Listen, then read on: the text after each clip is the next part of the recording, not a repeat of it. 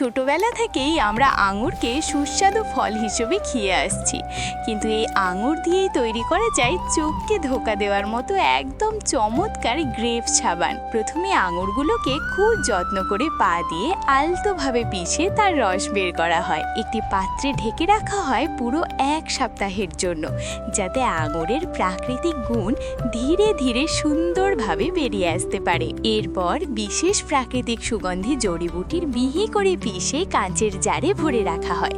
সঙ্গে মেশানো হয় সুগন্ধি নারকেল তেল, আর ভালোবাসা ভরে রেখে দেওয়া হয় পুরো 3 মাসের জন্য।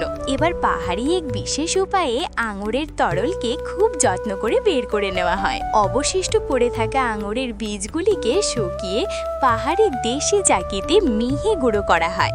বাঁশের স্টিমারে হালকা ভাপে এগুলিকে একসঙ্গে চিপে বের করা হয় আঙুর বীজের তেল।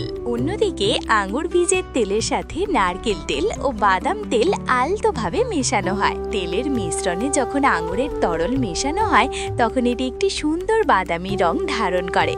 একইভাবে সামগ্রিক মিশিয়ে তৈরি করা হয় সবুজ রঙের আরেকটি নরম মিশ্রণ। এই 2 ধরনের মিশ্রণকে বাঁশের ছাঁচে জমতে দেওয়া হয়। 3 দিন পর এগুলোকে আলতো করে গ্রেট করে নেওয়া হয়। এরপর সাদা অংশ দিয়ে ছোট ছোট গোলক তৈরি করা হয়, আর তার উপর আঙুর রঙের সাবানের প্রলেপ দিয়ে হুবহু আঙুরের মতো রূপ দেওয়া হয়। সব শেষে এই সাবানগুলোকে সুতোর সাহায্যে থোকায় থোকায় গিঁথে প্রায় 50 দিন শুকাতে হয়।